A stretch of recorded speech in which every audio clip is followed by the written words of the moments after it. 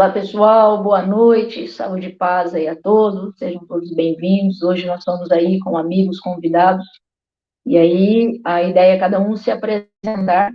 Nós vamos dar continuidade aí na nossa série de lives. O assunto ainda continua Alecrim do Campo, e aí eu vou fazer uma apresentação aqui, e aí todos os que estiverem na sequência aí vão fazer a mesma coisa, uma apresentação rápida, nome, de onde é que o que está fazendo no momento e qual que é o propósito aí com o cultivo Alecrim do Campo, tá ok?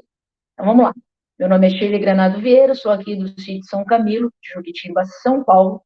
Nós desenvolvemos aí alguns projetos na área de apicultura racional e um especificamente na área do alecrim do campo própolis verde.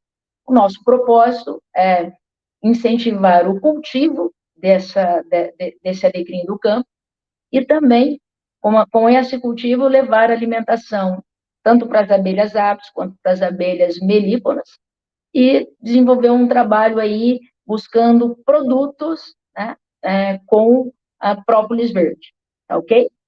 Vamos lá, vamos dar continuidade aí. Quem vem na sequência?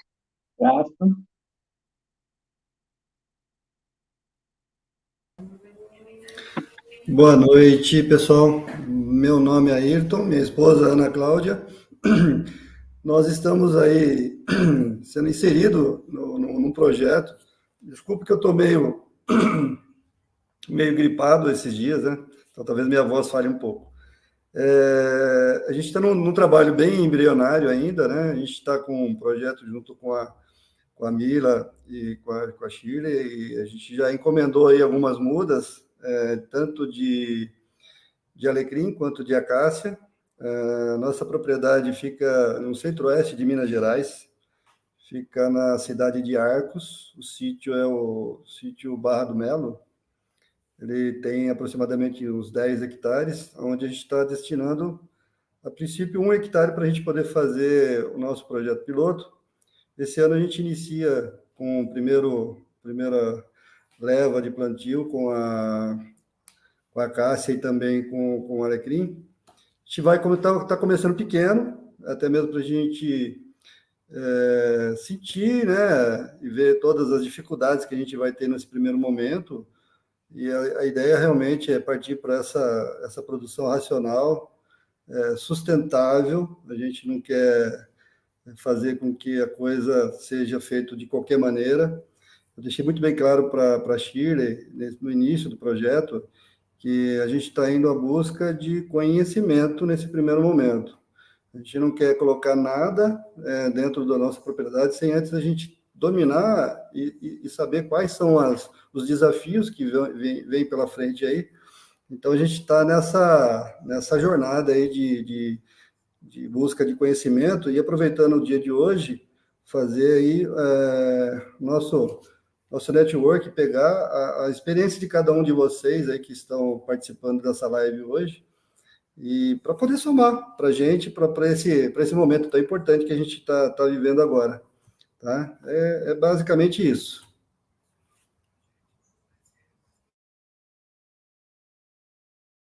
E agradecer a oportunidade por a gente estar participando, né, desse momento. Acho que é um momento ímpar, né, um momento único para que a gente possa fazer com que a gente cresça mais ainda enquanto meros sonhadores, né? Por enquanto a gente está na área de planejamento, mas é uma oportunidade que a gente jamais deixaria de escapar, tá bom? Obrigado e boa noite a todos aí. Bem-vindos.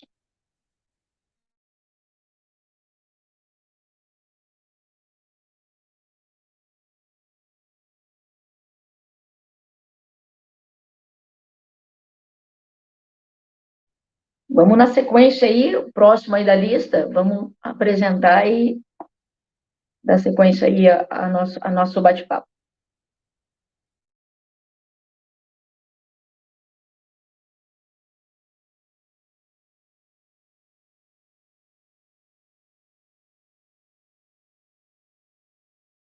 O senhor aí, seu Carlos. Na sequência minha aqui está o seu Carlos. Ok. Bom, nós estamos já com o projeto do Própolis, né, verde em andamento. Acredito que a gente está entre os primeiros, né, Shirley e Mila, para essa atividade, né? Partindo desde o plantio até a etapa aí final de produção do própolis, né? Própolis verde propriamente dito. Eu tenho assim um apreço muito grande pelo projeto. Acho que a gente está seguindo por um caminho bom, um caminho em que buscamos produção do própolis verde por um caminho que nos garanta aí que estejamos sendo sustentáveis, né? Que estejamos aí respeitando a natureza e respeitando as possibilidades que o própolis verde nos traz, né? Em relação aos benefícios que já foram aí abordados em outras lives, né? Aqui, só para ter uma ideia, a gente começou o projeto aqui do zero, né? No sítio São José. Fomos buscar mudas selecionadas, né? Tivemos aí um trabalho forte aí com a equipe aí da Shirley e a Mila, né? Para encontrar essas mudas. Fomos à PUC de Campinas, né? Buscar no laboratório de agropecuária, com o intuito de, desde o início do projeto, já ter uma base, né, que nos permitisse no futuro almejar aí, inclusive, a certificação desse própolis verde, né? A certificação está vindo pelo caminho do EM, mas tem outras que a gente pode alcançar ao longo desse processo, né? Fizemos aí a aquisição dessas plantas com essa origem, né, das mudas do alecrim do campo originadas da PUC. Fizemos o plantio respeitando, né, uma especificação que foi obtida pelo próprio laboratório de agropecuária lá da PUC, né, e a Shirley e a Mina trabalharam sobre isso para que a gente pudesse aplicar. Estamos com 20 colmeias hoje, né, já em processo de produção. Apesar das intempéries que tivemos aí ao longo dos últimos meses, né, aliás, já vai até um pouco mais de um ano, elas estão em processo produtivo, já iniciaram, né, a produção do próprio, já passamos as amostras iniciais por análises laboratoriais que nos certificaram aí os altos teores, né, que a gente está obtendo pelo própolis. De uma forma assim resumida, eu almejo ter uma produção de própolis verde que seja passível de certificação, que seja sustentável e que através dela a gente leve à população em geral, eu vou usar esse termo, né, população em geral, um produto de qualidade, né?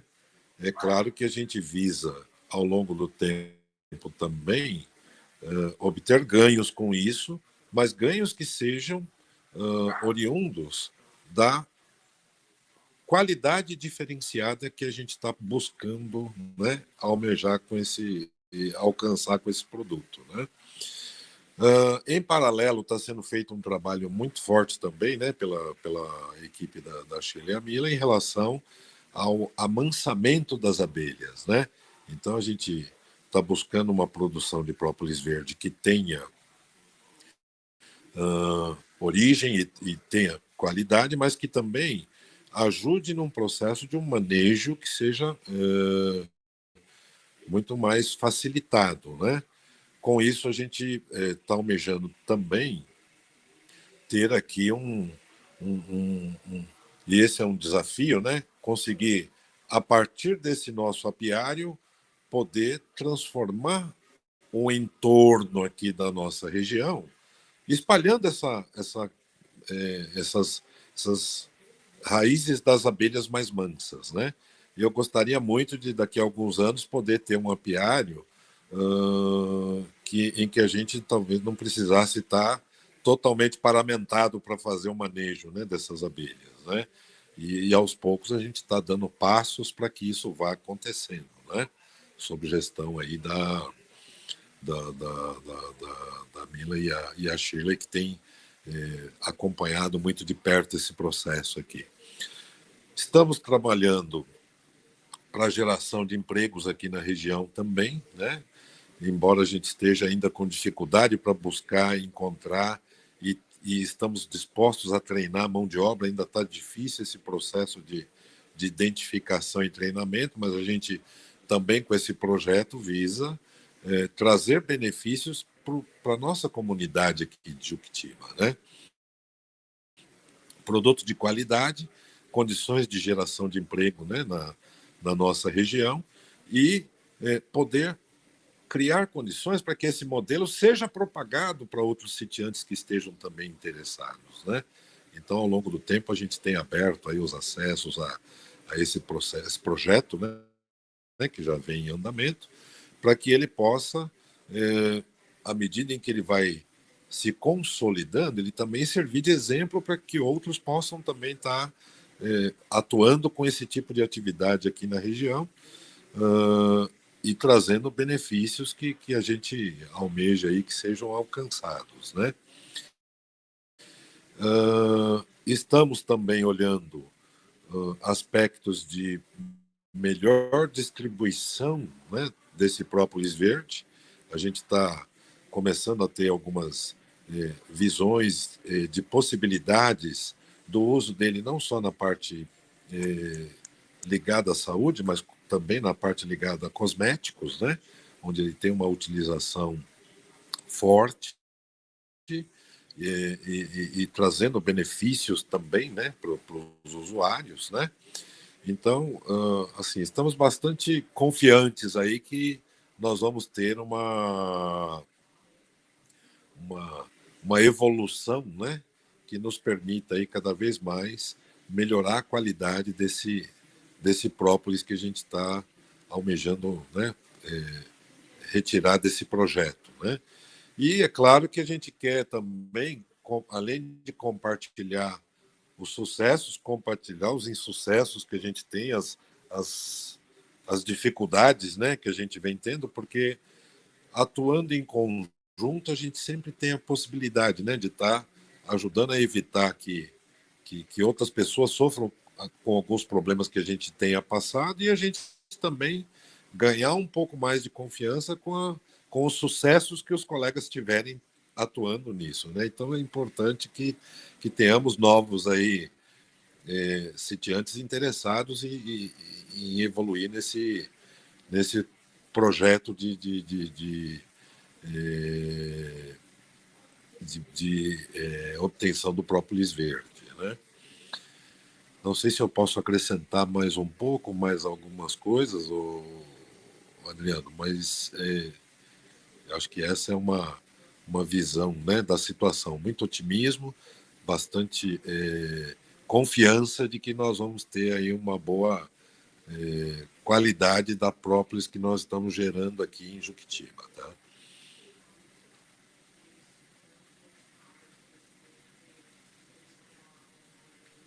Show de bola, seu Carlos. Tudo bem.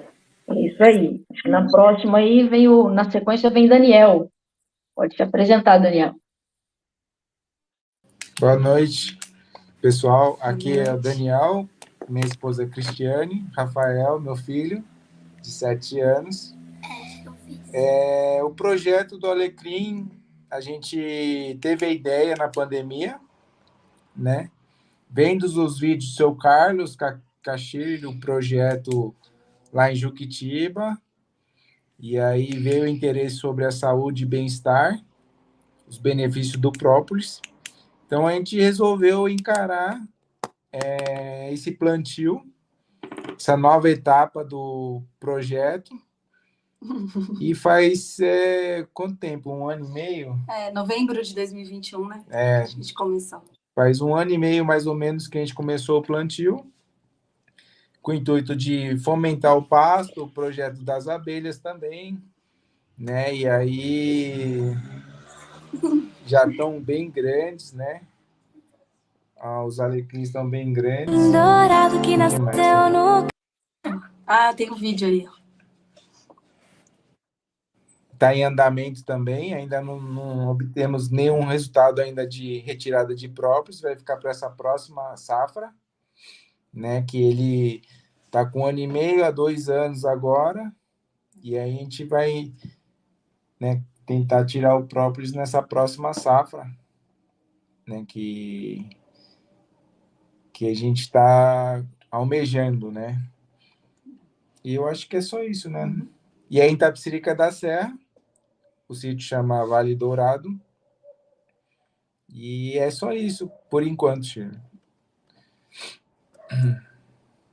Maravilha, Daniel, maravilha, e gratidão aí por acreditar, né, no projeto, e gratidão também por acompanhar aí nos trabalhos.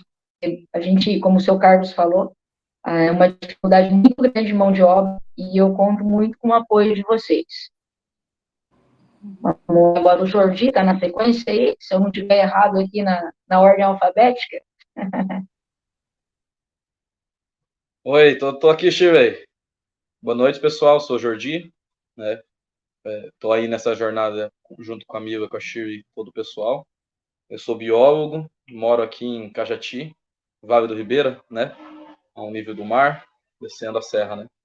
E eu tô acompanhando o projeto da Shirley e da Mila, do seu, né? Do seu Carlos e todo o pessoal aí, desde 2018, se eu não me engano, quando a gente se conheceu através do nosso amigo Mamute, né? E eu tive participando já com elas aí muitas vezes, com o pessoal, né, dos treinamentos. Fui conhecer lá o Alecrim do Campo, lá no EVA, né, no seu Carlos. Tive observando todos esses detalhes, aprendendo muito, né, porque é uma área que está sendo pouco estudada, na verdade, né. Tem alguns trabalhos científicos feitos na área, né, sobre o Alecrim do Campo. E estou fazendo aqui um trabalho, né, diferente do que o pessoal está fazendo em Juquitiba, porque me falta espaço, né, para fazer algo parecido. Mas eu tenho plantado meus pés de alecrim aqui também, trazido lá da Juquitiba, né, feito, né, aumentando o pasto apícola também junto com o alecrim, né, e venho estudando sobre o alecrim, sobre o próprio verde, né, porque já antes de começar o plantio aqui em Cajati, nós já estávamos tendo amostras, né, de própolis verde aqui nas nossas colmeias, né. Também trabalhamos com as abelhas mansas e como eu vi que tinha o potencial de colheita do própolis verde em Cajati, aqui no meu apiário, no apiário Santo Mel, né, na Barra do Azeite, eu tive, né, essa ideia de aumentar ainda as quantidades de alecrim do campo para poder fazer uma colheita melhor, né? Nós temos aqui a variedade que a Shirley e as meninas têm aí no projeto do alecrim, é a mesma variedade nativa que nós temos aqui. Então, mesmo nós já temos, né, um pasto apícola bom aqui nativo do alecrim do campo, nós estamos fomentando o pasto, como o Daniel falou, né? Estamos aqui aumentando, plantando sempre uma quantidade maior, fazendo mudas, né? Nós já estamos replicando as mudas que vieram de Juquitiba, né? Elas já estão nascendo de forma espontânea no nosso pasto, né? Então a gente está vendo um aumento da população de plantas, né, jovens aqui na região, e nós temos continuando estudando sobre, né, o alecrim e sobre as espécies que estão envolvidas com o alecrim, né? Acho que a Shirley depois vai pedir para que a gente fale um pouco sobre as espécies de insetos que estão envolvidos com o alecrim do campo, né? Eu acho que para o primeiro momento é isso, né? Maravilha, Jordi. Obrigada aí pelo apoio também. Bom, na sequência aqui vem nosso amigo Ricardo.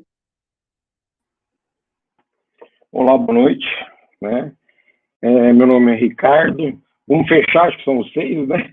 Eu nem sabia que ia ficar por último, a gente fica aqui ansioso para falar.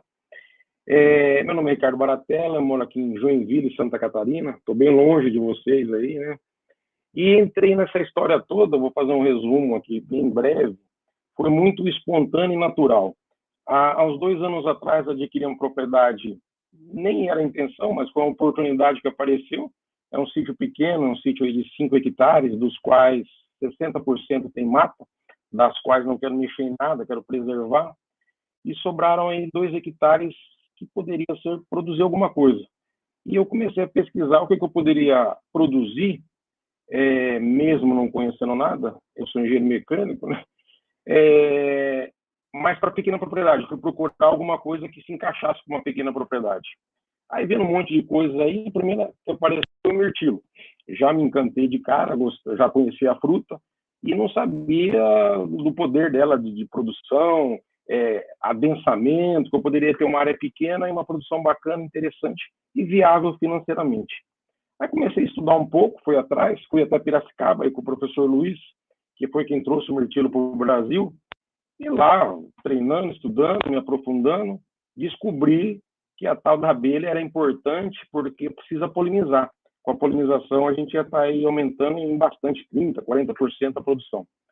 Nesse momento, veio de novo aquela coceirinha, né? Mas que história é essa de polinização, abelha? Até então, para mim, a abelha era o mel e acabou e não entendia mais nada. Aí comecei a descobrir, me encantar com essa história de polinização, de abelha, produção, mel. E aí vai eu estudar de novo. Então vamos começar a estudar um pouquinho essa história sobre mel e abelha. Aí fiz alguns cursos online, comecei um treinamento para lá e para cá, e aí descobri que abelha, o mel é só o primeiro ponto, né? A gente tem tantas outras coisas para fazer, para poder explorar, no bom sentido, né? E aí cheguei nesse tal de própolis verde. E aí vai estudar, vai entender. Aí quando eu consegui perceber que o tal do própolis verde precisava do alecrim do campo, que é um arbusto originário que tem muito na região sudeste, principalmente em Minas Gerais, aí inicialmente fiquei desanimado, porque eu falei, eu moro no sul, aqui é frio, aqui a região não tem alecrim, como é que eu vou fazer com isso aí?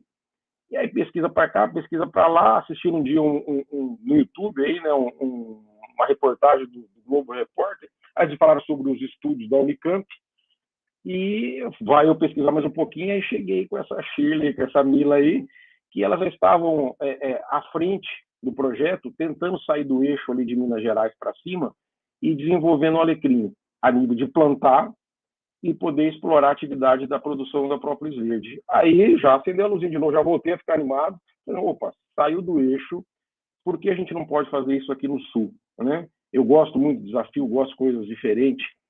E aí comecei a conversar com a Sheila sobre a produção de alecrim, se seria possível, e quis conhecer. Fui até o sítio delas aí, num primeiro momento só para conhecer, aí foi paixão à primeira vista.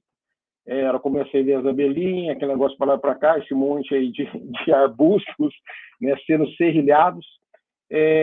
Já marquei uma imersão, mas que, sei lá, um mês depois, fizemos uma imersão com ela para entender um pouco mais de abelha. Estivemos lá no sítio do seu Carlos, uma beleza, muito bem recebido. Estou esperando aquele churrasco lá, viu, seu Carlos? O senhor prometeu, hein? Né? E comecei a ver que sim, era possível a gente fazer isso aqui no sul do país. Não tem, procurei meus vizinhos, comecei a conversar com todo mundo, as pessoas não conhecem, estão curiosas pelo projeto, e eu entendi que seria possível a gente fazer o piloto, né?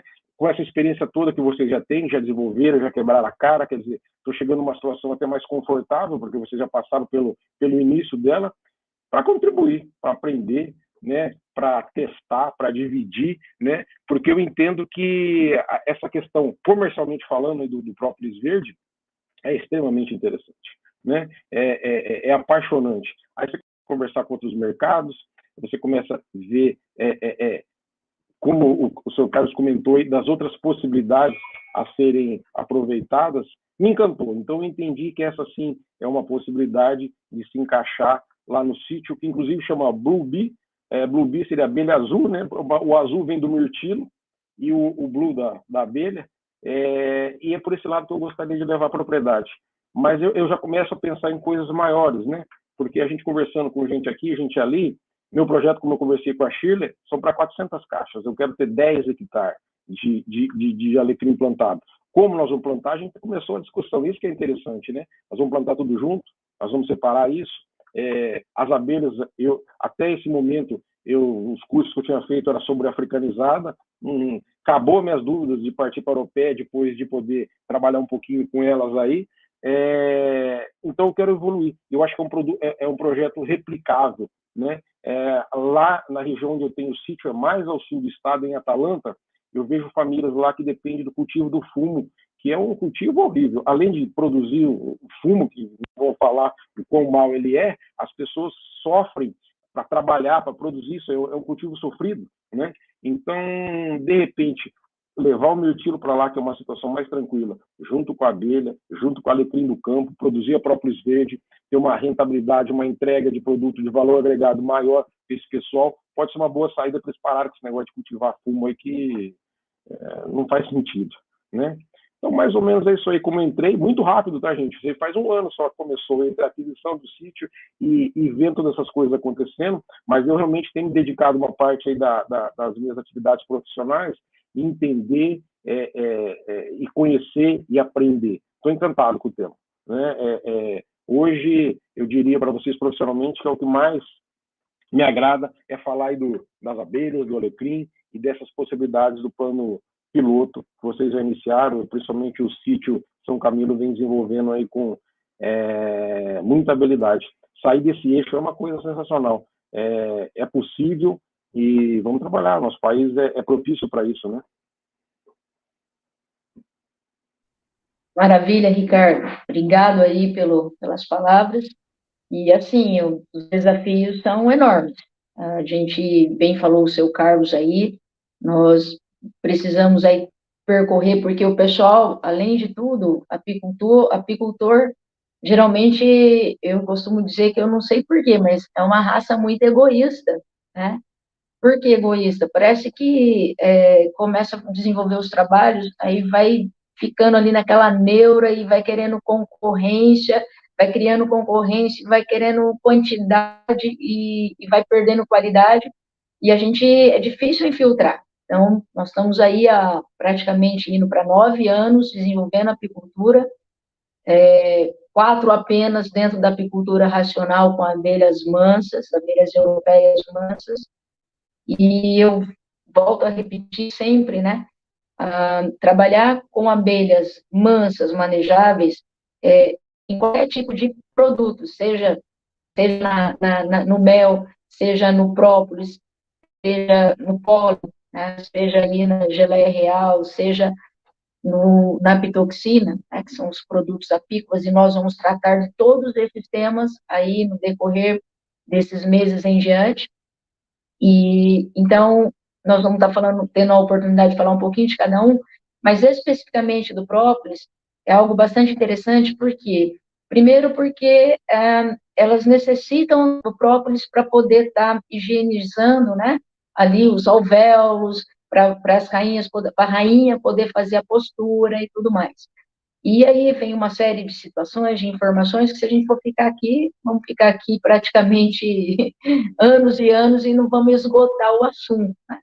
Mas o alecrim do campo, o cultivo, foi um desafio muito grande. Fica aqui nossa gratidão aí, o seu Carlos, por ter acreditado, né, em todo esse nosso empenho, tá? Eu me emociono, porque é algo bastante difícil. A gente tem problemas com chuva, problemas com temperatura, usurpação de abelhas, né? A gente tem bastante desafio aí pela frente, mas é muita fé, né? Às vezes dá um desânimo muito grande, mas aí pelas pessoas que acreditaram e acreditam, a gente não pode desistir nunca, tá? Então, fica aqui mais uma vez a minha gratidão eterna, porque todo projeto precisa ter pessoas, precisa ter braços, precisa ter pernas, precisa ter estrutura, e o seu Carlos é uma pessoa que sempre nos prestou essa estrutura toda. E os outros que vêm aí no caminho, o Daniel, o próprio Jordi, que vem acompanhando o nosso trabalho há muito tempo aí, acreditando, né, também na questão da apicultura racional e implantando, comprando todas as nossas ideias, mesmo sem, às vezes, ter outras pessoas que a gente pudesse mostrar o trabalho. Então, isso para a gente é muito importante. E a emoção, ela é verdadeira, e eu compartilho isso com vocês, porque é um sonho que está sendo realizado.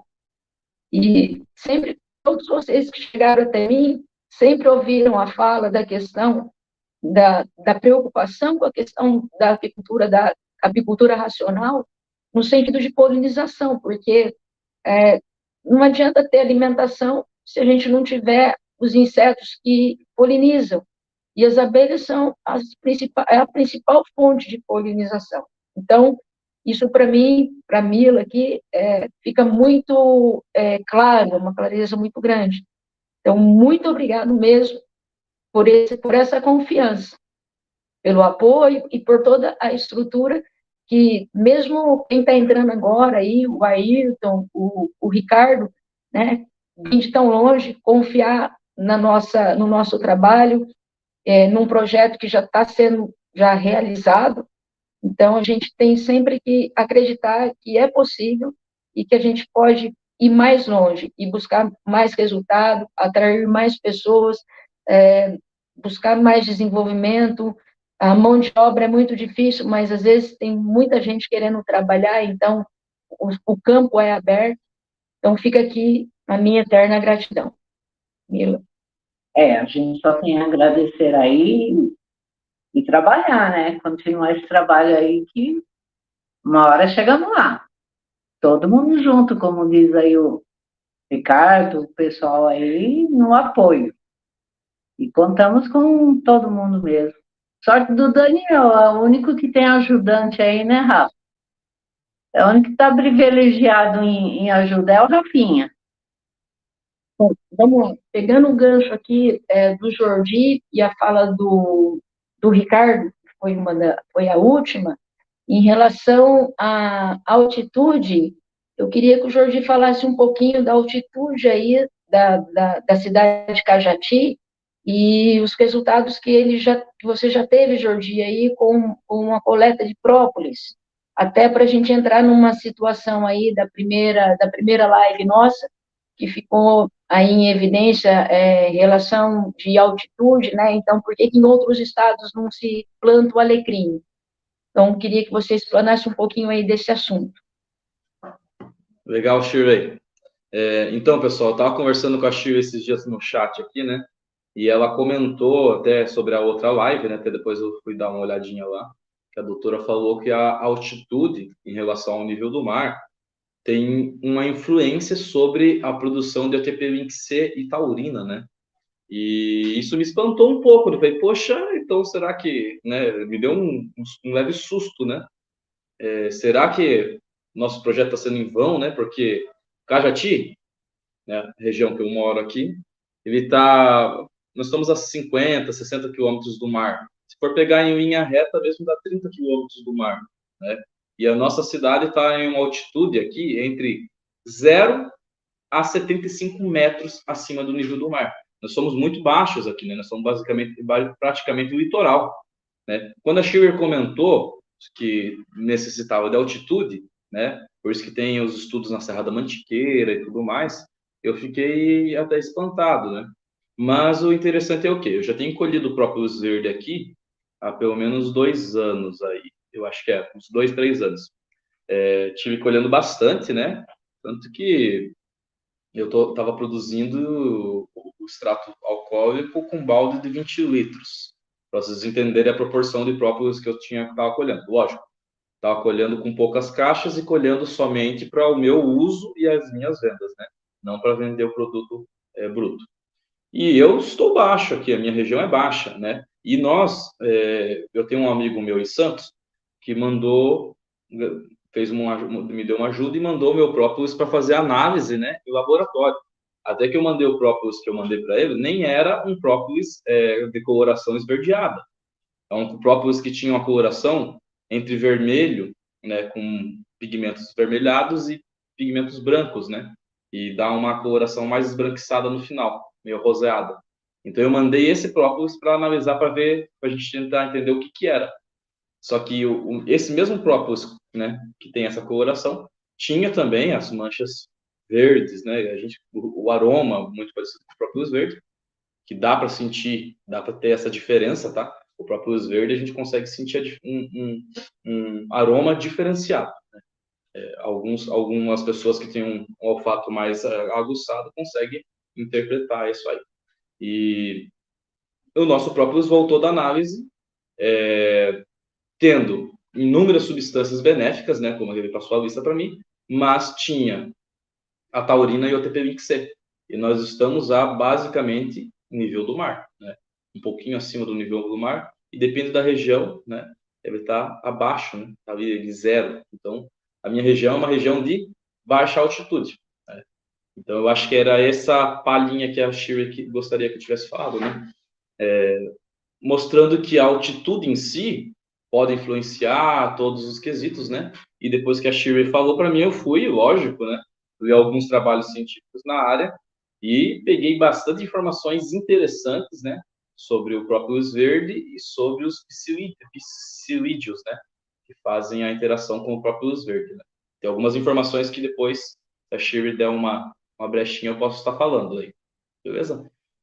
Então, essa parte do nível do mar, que acho que, se não me engano, a doutora passou para nós na última live, a gente consegue trazer uma informação legal, porque foi analisado em laboratório, né? E mostrou que o próprio verde de Cajati, basicamente entre 0 e 75 metros acima do nível do mar, tem o ATP20C e tem a taurina. O nosso próprio verde tem as substâncias corretas. Maravilha, Jorge. Essa informação é importante para outros tipos de regiões. A gente tem em mente aí sempre que Minas Gerais, né, praticamente sai na frente com essa questão de própolis verde. Eu acredito até por uma questão de trabalho de referência, de referenciamento, né, é o que a gente está buscando aqui, e fica muito importante essa fala sua aí, essa informação que você nos traz, até para também começarmos a montar aí artigos científicos nesse sentido. Fica o convite aqui, você que é da área de biologia, já pensar nisso, porque é uma questão importante, né, levar esse assunto e essas informações para a gente não ficar parado só em alguns estudos que já existem. Se na prática acontece e temos esse resultado, eu não vejo nada melhor do que colocar aí para frente. Então, já fica uma tarefa aí, pesquisar uma forma da gente colocar isso aí em pesquisa, para a gente poder também estar divulgando isso com mais propriedade. Alguém quer falar alguma coisa aí? Fique à vontade. Ô, Shirley, deixa eu passar, então, um ponto interessante. Eu tenho, a partir, né, do trabalho de vocês me ensinaram que eu não devo ficar parado, que eu devo trabalhar, que eu devo conhecer pessoas, passar informações, adquirir informações. E através do Sebrae, a gente, né, tá fazendo alguns trabalhos interessantes com apicultores locais, né? Nós estamos dando uma assessoria técnica. E nesse processo dessa assessoria, eu tenho conhecido muitos apicultores aqui da minha região e tenho descoberto coisas maravilhosas, né? Eu fui ajudar numa renovação em Pariquera-Sul, que é uma região próxima aqui de Cajati. Eu acho que do meu apiário está cerca de 45, 50 quilômetros de distância. E lá tem uma grande quantidade de alecrim do campo também, a mesma variedade que a gente planta. E nessas colmeias que eu estive fazendo a coleta, né, de própolis para dar uma observada, né, observando coloração, observando o olfato, né, a olfatividade dela, e também até a palatabilidade, nós conseguimos ver própolis verde em colmeias que nunca foi plantado nenhum pé de alecrim próximo, só com alecrim nativo. Essas colmeias, né, seria interessante a gente poder enviar para análise, né? Se a gente tivesse algum parceiro, né, fica até aberto aí para as pessoas da live que estão assistindo, né? Se nos auxiliassem nesse processo, nós poderíamos estar fazendo a coleta em vários apicultores locais, tanto aqui do Vale do Ribeira Baixo, quanto do Vale do Ribeira Acima, quanto no sul, né, onde o Ricardo está por aí, né? fazendo esse projeto também, porque nós no campo descobrimos muita coisa que às vezes na teoria diz não, e nós descobrimos o sim, né? Nesse apicultor em Pariquera, eu já até, né, já estou tentando introduzir ele no projeto do alecrim, porque ele tem uma grande espaço de terra onde dá para cultivar o alecrim, né? Já estamos providenciando conversando bastante em relação a isso. Possivelmente a gente consiga fazer um projeto legal lá também, mas já conseguimos colher próprios verde nativo, sem plantar nada ali em Pariquera, né? Então, nessas observações, a gente encontra essas qualidades de próprios, trazendo até um impulso para a gente trabalhar mais, né? Eu acho que é uma informação legal para a gente estar passando na live aí, tá? Isso é uma informação bem quentinha que eu peguei há poucas semanas agora no trabalho. Maravilha. Mas você deixou claro aí que essa variedade nativa que tem, vocês já verificaram e é a mesma, é a Baccharis. É a Baccharis. É a mesma. Tá. Entendi. Eu até tenho uma foto aqui das mudas aqui, só que eu não sei se eu consigo colocar na live. Será que se eu mandar para o Adriano... Passar para o Adriano. Talvez você joga para o Adriano, ele talvez consiga colocar. E aí precisa no WhatsApp ficar... dele para ver se ele consegue mandar. E aí precisa ficar clara essa informação que é a mesma variedade, porque nós temos muitas variedades de alecrim no campo. Muitas, mas muitas mesmo. E Sim. A gente precisa ficar atento, porque tanto para própolis quanto para... depois vamos entrar em questão de produtos aí mais à frente, mas para óleos essenciais, parece-me que ela você pode também falar um pouquinho melhor, ela é um pouquinho mais molinha, então as abelhas conseguem, né, necessariamente aí estar desenvolvendo o trabalho e fica mais fácil, tem mais propriedades, enfim, essa informação da variedade precisa ficar bem claro, embora nativo, pode ser que seja, pode ser não, deve ser a mesma variedade. É até interessante isso que você está falando, Shirley. Depois eu posso passar as informações aqui que eu estava pegando, que essa variedade específica, ela está associada, ela tem uma coevolução, né? Uma evolução em conjunto com uma espécie de psolídeo, que é uma espécie única que faz essa produção do próprio verde. Sem ele, não tem o próprio verde. Né? E tem que ser a mesma variedade com a mesma variedade de alecrim. Porque, como você disse, tem várias variedades do alecrim, e esse psolídeo também tem várias variedades. Né? Depois eu posso estar falando um pouquinho sobre ele. Eu vou tentar mandar a foto pro Adriano, e o Adriano coloca aí.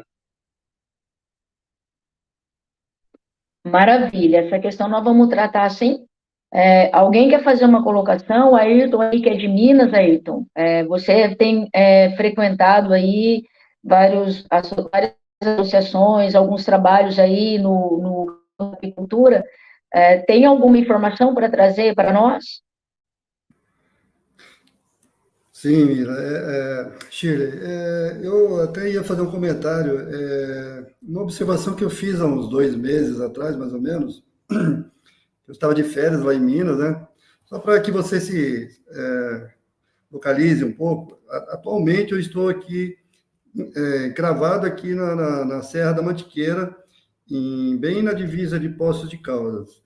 Aqui a gente tem muitos alecrins nativos. Então aqui a densidade de alecrins nativos é enorme. Inclusive tem um convidado meu, eu não sei se ele está participando da live aqui, o pai dele, ele tem espalhado aqui na Serra da Mantiqueira, acho que umas 200 colmeias, mais ou menos, em propriedades diversas. E ele extrai exclusivamente o alecrim. Ele produzia primeiro o própolis. Ele produzia o mel, deixou de produzir o mel, passou somente a produzir própolis. Então, o própolis dele é extraído do alecrim nativo. Se houver interesse, eu posso até ver com ele de pegar uma amostra para que a gente possa, de repente, submeter análises também e ver, fazer um paralelo. Porque, assim, eu concordo que a gente está ainda muito no estudo embrionário aí, tem muita coisa para a gente descobrir, existem os mestres, os doutores, mas nós que estamos à frente, agora, eu também me coloco à frente, na verdade, a gente vai acabar sendo cientista, porque a gente vai colocar à prova muitas coisas e acabar descobrindo muitas coisas também.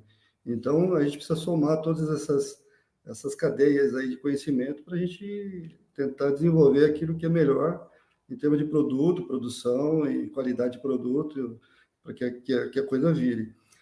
Aonde eu vou montar o apiário, onde a gente vai fazer a plantação, vai fazer acontecer, é uma região que já foi muito rica, né, com alecrim. A Ana Cláudia, minha esposa, ela nasceu nessa fazenda, cresceu nessa fazenda e no meio dos alecrins. Hoje, né, há 2 meses atrás, nós precisamos andar 15 quilômetros para achar um único pé, perdido no meio de um pasto, porque a gente precisava de um pé para poder tirar a vassoura, para poder varrer um forno, para a gente poder fazer um biscoito.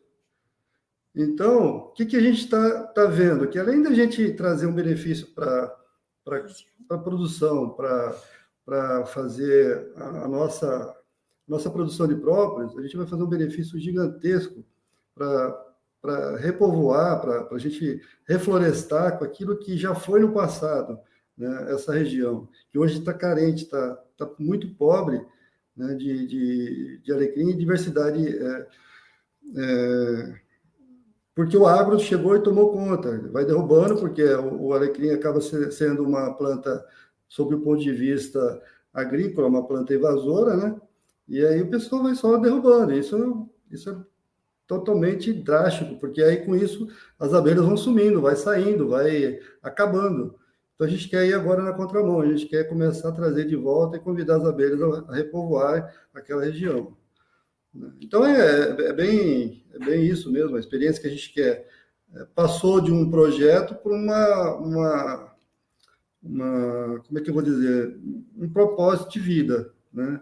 Mais do que um segmento de renda, né? A gente querer buscar alguma renda auxiliar, complementar, na verdade, é buscar um propósito sustentável. A gente quer... Quando eu falei para minha sogra, né? Porque minha sogra, ela também, ela fala com muita saudade, né, dos tempos áureos, né? Quando eu falei para ela que na propriedade dela eu ia voltar a plantar alecrim, ela nem acreditou. Falou, não, você não vai fazer isso. Eu falei, vou fazer isso sim. Vou trazer agora no final do ano, nós vamos plantar, começar com 200 mudas, e se Deus quiser a gente vai aumentar, né? E isso para a gente é voltar ao tempo e fazer a coisa do campo voltar àquilo que era, na ordem daquilo que era no passado, né? É isso.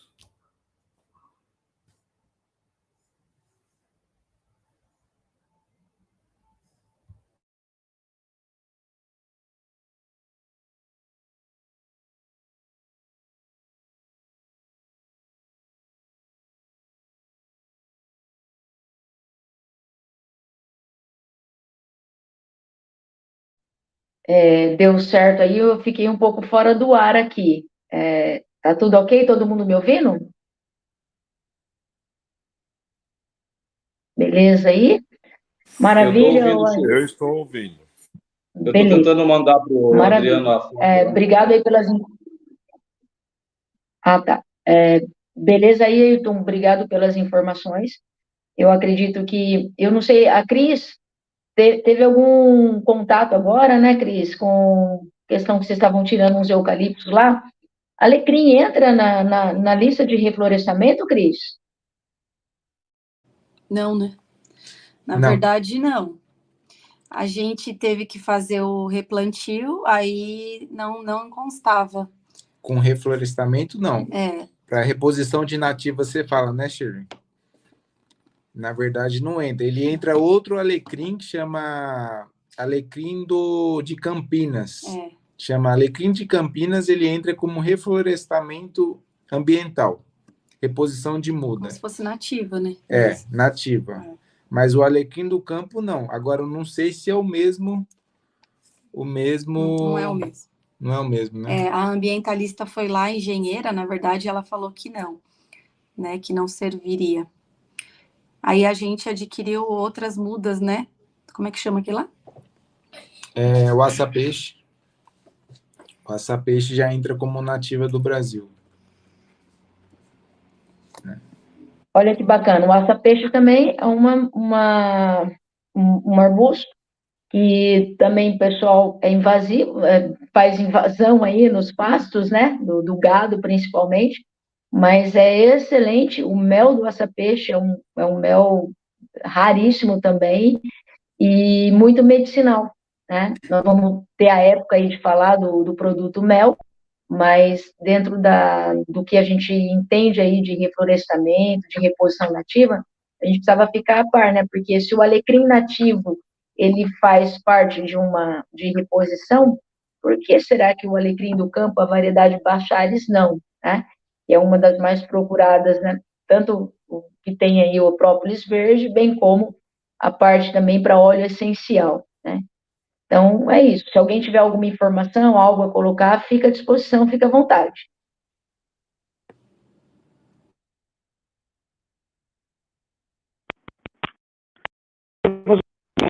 Ô, Tio, pode falar.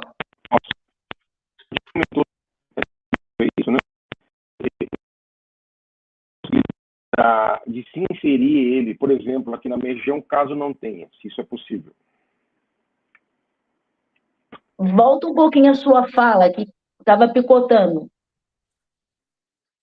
Ficou ruim o som. Ricardo, volta um pouco, começa a falar de novo. Começa do início.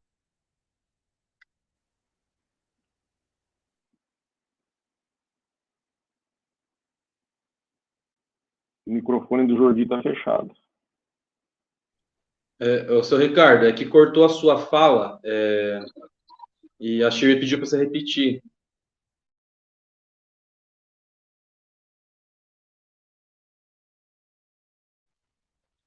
Conseguiu ouvir, seu Ricardo? Ricardo, volta a sua fala, porque picotou.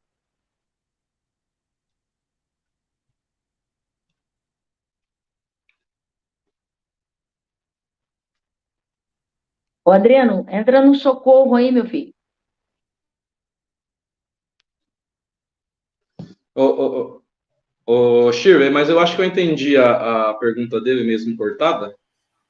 Pessoal, desculpa, boa noite. Só para informar que o Ricardo caiu um pouquinho a conexão dele, ele estava com um pouquinho de delay. Eu vou colocar ele de novo no stream aqui. Boa noite para todos. Tudo bem, Aí, vamos esperar um pouco então.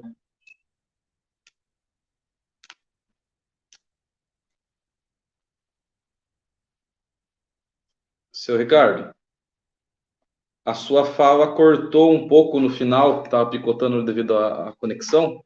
Se o senhor pudesse fazer sua pergunta novamente.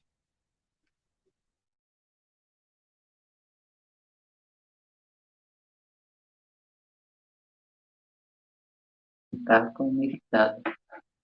Tá me ouvindo, Ricardo? Me ouve, Ricardo? Não, Eu ele acho não que está não está ouvindo. ouvindo.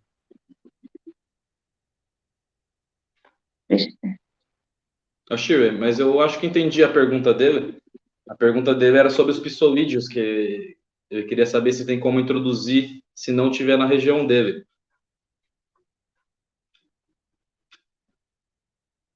Só que ele não vai ouvir essa resposta. Mas ele está conectado lá? Ele está conectado? Conectado ele está, mas eu acho que ele não está ouvindo, deixa eu ver. Não, o Ricardo não está ouvindo. Será que ele desativou? Não, o Adriano está pedindo para ele tirar os fones do ouvido para ver se ele consegue ouvir.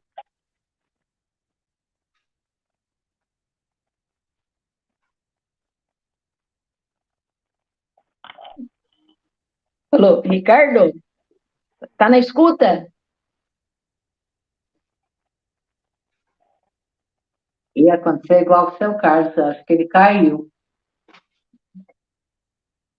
Eu acho que ele deve ter cortado o som devido ao fone, né?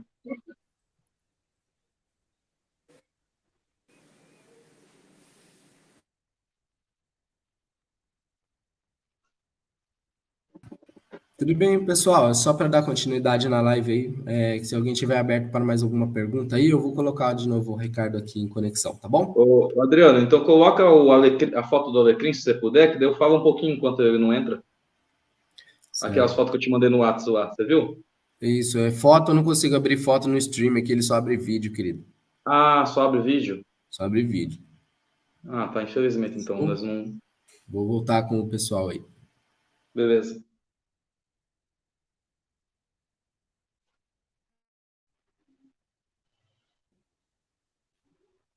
Acho que o Ricardo voltou agora, Chico. Voltei, acho que estou de volta. Desculpa, tá, gente? Acho que foi a minha internet caiu. Então, a pergunta para o Jordi é: no caso de eu não ter o psilídeo naturalmente, é possível inseri-lo? Seu Ricardo, em qual região que você está aí no sul? Eu estou em Atalanta, em Santa Catarina. Santa Catarina, né? Uhum. Eu tive viajando um tempo aí para o Paraná, não é Santa Catarina em si, mas é o mais próximo que eu cheguei de você aí. Uhum. Eu encontrei o alecrim nativo. O alecrim ele é nativo do Brasil, tá? Uhum. Ele, de outros países também, nossos vizinhos. Ele tá desde lá em cima, né? No finalzinho da Mata Atlântica, até mesmo na Argentina nós temos o alecrim. Em todos os lugares que nós temos o alecrim, nós temos o psorídeo, tá? Então, ele é nativo e também tem como sim introduzir ele, se não tiver no caso.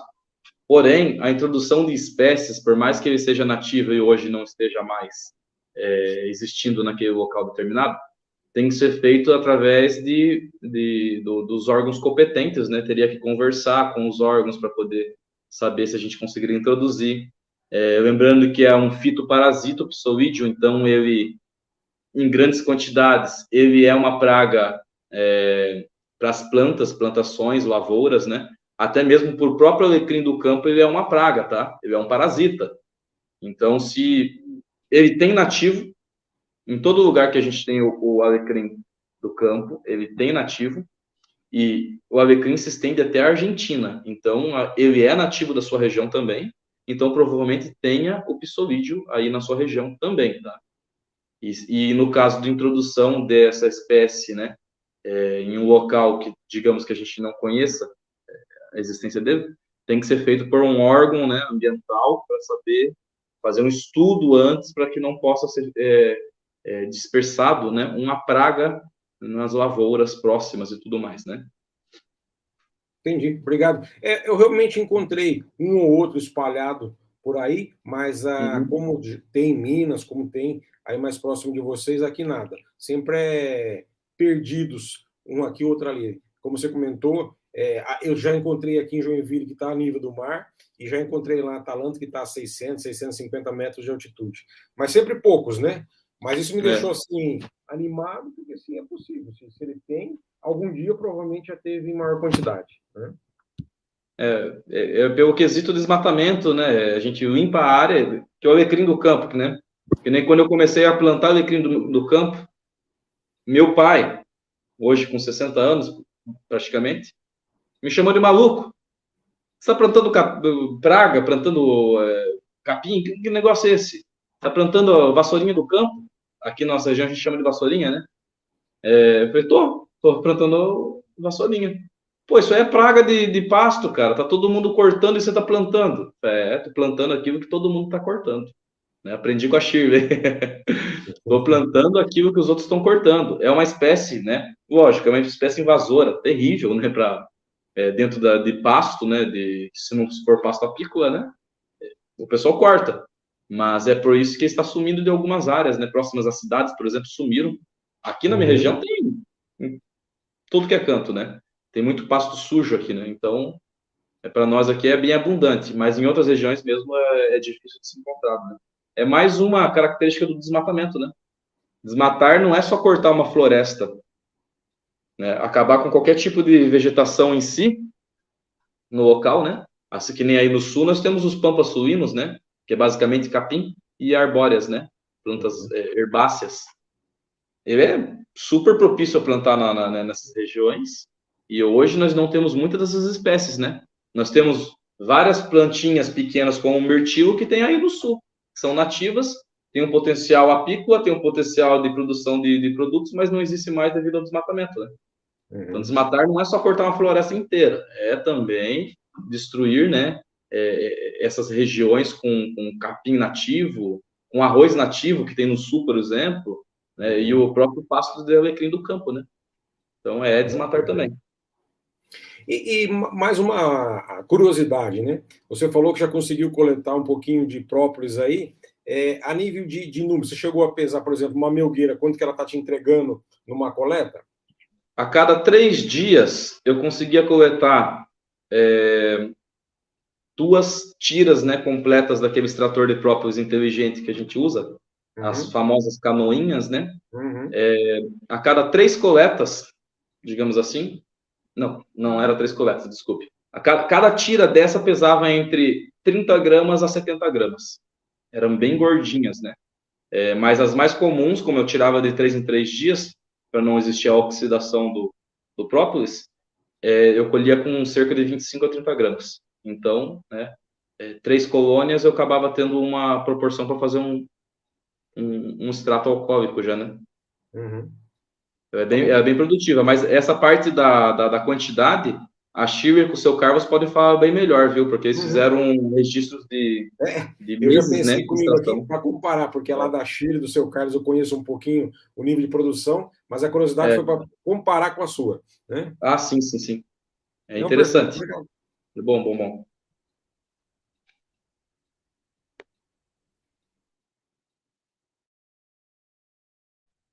Se a Shirley quiser, acho que a Shirley pode falar agora do procedimento. Não sei se alguém mais tem alguma pergunta. A última fala de vocês aí deu uma picotada, Jorge, mas dá uma repetida aí na quantidade, no peso. A cada tira daquela, eu estava colhendo de 3 em 3 dias o própolis, né? 2 laterais da melgueira. E a cada colheita, cada tira daquela na canoinha, no extrator inteligente, estava dando de entre 25 e 30 gramas cada uma daquela, né? Então, uma melgueira inteira eu colhia entre 50 e 60 gramas de própolis. Elas estavam saindo bem gordinhas aqui, né? Mas se deixar mais tempo, ela sai mais gorda ainda, sai com mais peso. Só que oxida, né? Se eu não me engano, foi o que você disse, que é bom colher de 3 em 3 dias para não ter oxidação, né? Na verdade, a questão do tempo de coleta é importante, a questão da oxidação, mas não é necessariamente 3 em 3 dias, né? Quando ela fecha ali a melgueira inteligente, né? O coletor inteligente, e não pode passar de 7 dias. Aqui nós estamos tendo, em média, nós fizemos a pesagem, né? Média de 70 a 80 gramas. Às vezes, tem coletores que chega até 140 gramas, mas é um ou outro. Inclusive, o Ricardo acompanhou um trabalho nosso aqui de retirada dos coletores, né, Ricardo? Então, a gente pode, assim, pode verificar que não existe uma regra absoluta, não existe porque assim, a gente precisa contar com fatores, clima, temperatura, tamanho de colônia, e assim, como eu falei, os desafios são grandes, nós ainda no projeto São José, nós ainda não entramos com a desafricanização, até porque nós estamos aí estamos num montante, né, fazendo aos poucos essas desafricanizações com alguns grupos, e nós resolvemos deixar algumas propriedades para fazer mais para frente, até mesmo para poder experimentar essa quantidade de própolis colhida. Eu faço aqui uma observação que tem colônias que nem o alvado com temperatura baixa, elas propolizam. Só para vocês terem uma noção de como que é a coisa. Então, o objetivo nosso, o propósito nosso é buscar seleções de rainhas apropriadas a fazer uma coleta de resina, né, de trazer própolis com mais eficiência. Então, nós estamos aí nessa busca, né? O seu Carlos vem acompanhando aí ao nosso trabalho, é um pouco, parece que chega a ficar lento em determinados momentos, mas a gente tem essa questão desses desafios, porque nem sempre a colônia ali, ela está propensa a coletar própolis. Agora, você pega colônias em Minas, que nem o nosso amigo ali comentou, são abelhas já que estão ali, provavelmente já selecionadas para fazer aquela coleta, para fazer aquela busca. É o que eu digo muito em relação aqui à nossa seleção. Nós vamos demorar um pouquinho mais para ter um resultado maior, por quê? O Jordi acompanha as abelhas dele lá, inclusive que ele tem introduzido, o Daniel já introduziu também abelha, já conseguiu ver a diferença do trabalho de uma e outra. Então, essas situações de coletagem, né, de própolis pelas abelhas, elas precisam ser levadas muito, muito a sério. Por quê? Porque, às vezes, tem abelha que não tem propensão para ir buscar própolis. Assim como tem abelhas que, às vezes, elas não têm ali, elas necessitam do néctar e do pólen, que é energético e proteína. Mas aí você vê que, às vezes, tem abelha que falta, está com mão de obra, mas está faltando pólen.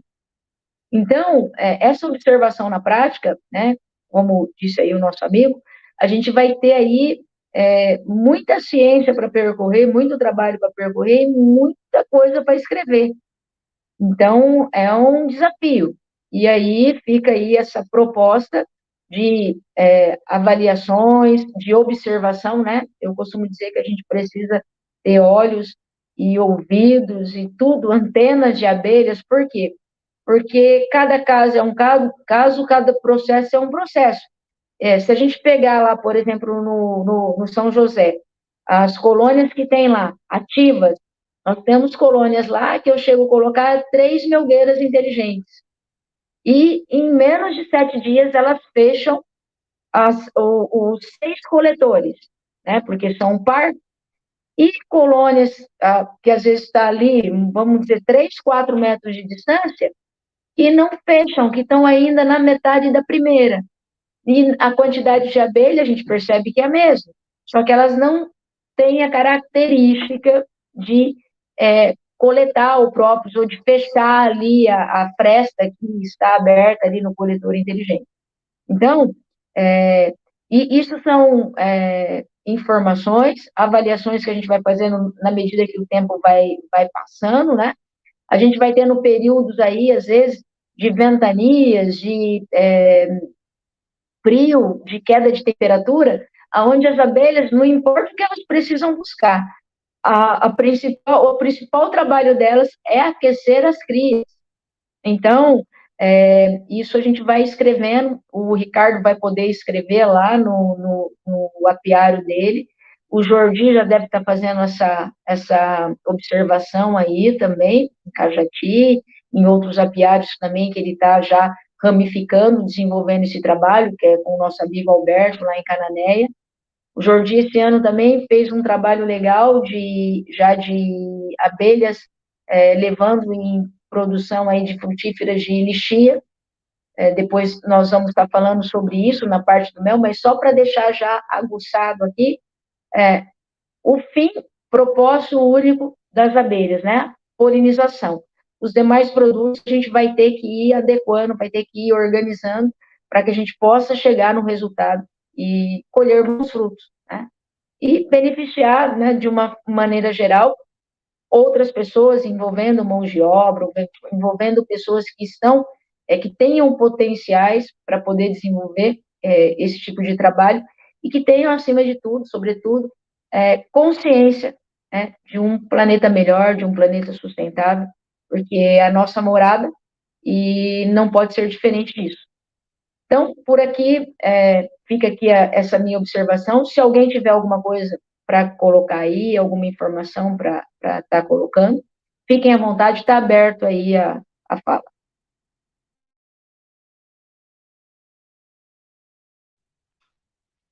Shirley, então, a sua fala aí completa bastante o que a gente já vem discutindo sempre, conversando sempre, né?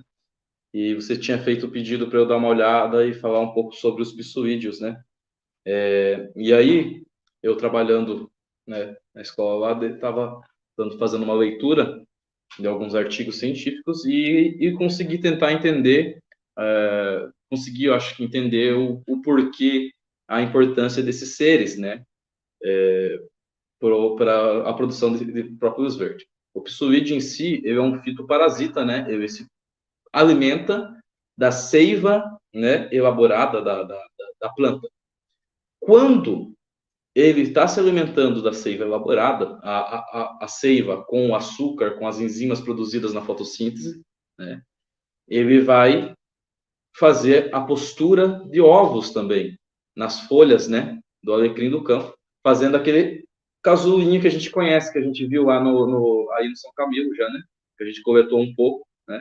Quando esse ser vivo, esse psorídeo, ele faz o corte, né, da planta para fazer tomar, né, para ele se alimentar daquela seiva, ele está fazendo uma reação na planta ofensiva, né? E a planta vai tentar se defender. Quando a planta tenta fazer essa defesa, ela vai liberar substâncias, né, nessas determinadas áreas, liberando um pouco, parte, né, dessas substâncias que são benéficas para a cicatrização da planta. Nesse processo de liberação dessas substâncias, ele libera algumas enzimas, algumas substâncias que são altamente voláteis, né, que elas vão se disseminar rapidamente no ar. Só que essa substância que se dissemina, que é volátil, é atrativa. Ela vai fazer uma atração das abelhas. E essas abelhas vão chegar próximo desses locais, né, que tem a planta, né, vão começar a coletar essa resina rica em aminoácidos e outras substâncias, principalmente as substâncias que é o ATP-Win e a taurina, né, que são as características do própolis verde, e vai fazer com que a abelha colete isso em resina e leve embora, né? Fora isso, como é um fitoparasita também esse ser vivo, assim como a cochonilha, né, que dá esses fitoparasitas que nós temos na bracatinga, que dá o melato, faz a atração desses seres vivos também. E se alimenta tanto que começa a liberar néctar, né, vamos falar que é néctar, açúcar com água, através desse inseto, atraindo a abelha para se alimentar. Então, sem o psorídeo, a gente não tem essas cápsulas, né? Vamos falar cápsula porque o nome é um pouco diferente, daí a gente acaba não guardando, né? É uma cápsula onde vai ter os ovos, onde vai ter as linfas, né, dos insetos, desse inseto psorídeo, e ele vai começar a liberar substâncias para proteger a planta, né? Assim como o fumo faz quando ele é consumido por lagartas. Ele faz como se fosse uma proteção imunológica da planta contra essa praga, vamos dizer assim, para a planta, né? A planta está sendo uma praga, contra esse fitoparasita, fazendo a atração das abelhas. E nesse processo de atração das abelhas, as abelhas conseguem se alimentar desse açúcar que está sendo eliminado pela planta e pelo inseto, e também consegue coletar a resina. Ele vai forçar a produção de resina nessa planta para poder fazer a cicatrização desses cortes feitos pelos insetos, né? Eu achei interessante também que essa cápsula, ela se forma quando os insetos botam, né, os ovinhos deles, cerca de 4 ovinhos nessa folha, ele vai colocar uma substância, esses ovinhos vão ter como se fossem uns espinhozinhos que vão começando a fazer assim com a folha da planta, formando uma cápsula fechada, né? Nessa cápsula fechada vai se desenvolver os insetos dentro, de ovos eles vão virar larvas, essas larvas vão se desenvolver dentro dessa cápsula. Após isso acontecer, essas larvas vão se transformar em linfas, né? Que são essas larvinhas, vão fazer um processo, né, de alimentação através dessas cápsulas, e isso vai estar influenciando a planta a produzir mais e mais e mais enzimas protetoras. E essas enzimas protetoras vão atrair cada vez mais as abelhas, né? Então, para simplificar, esse é o processo que os psoídeos causam na planta, né? Lembrando que excesso de psoídeo faz os galhos da planta secar. Então, tem que ter uma quantidade específica e não pode ser muito mais. Aí que vai entrar o processo de poda do alecrim do campo. Quando ele começar a secar muitos galhos, como a gente já viu em alguns locais, é o excesso de psoídeos, e esse excesso de psoídeos faz mal à planta e também pode prejudicar o processo de produção do alecrim, do próprio verde, tá? Então, algumas informações que eu tirei desses trabalhos científicos, tem muito mais coisas que a gente pode estar tirando, né, e conversando, mas eu acho que é uma informação interessante para a gente estar passando aí o pessoal tentar entender a importância dessa estabilidade do ecossistema, a importância da coexistência de seres vivos, né? Que como a gente está vendo aí no campo, como a gente já coletou algumas cápsulas, né? As gravilhas que a gente chama, né? E vimos as abelhas coletando nas pontas, né? Do alecrim. Uma coisa interessante também que eu acho que eu não falei é que os psoídeos, eles influenciam de forma muito grande o crescimento da planta, né? Que como eles fazem as pontas das plantas, onde eles estão muitas vezes secarem, faz com que a parte hormonal da planta desenvolva mais galhos, abrindo aquele leque, né? Abrindo a copa da planta, né? Isso é interessante também nos artigos, tá? Se alguém tiver mais alguma coisa para falar.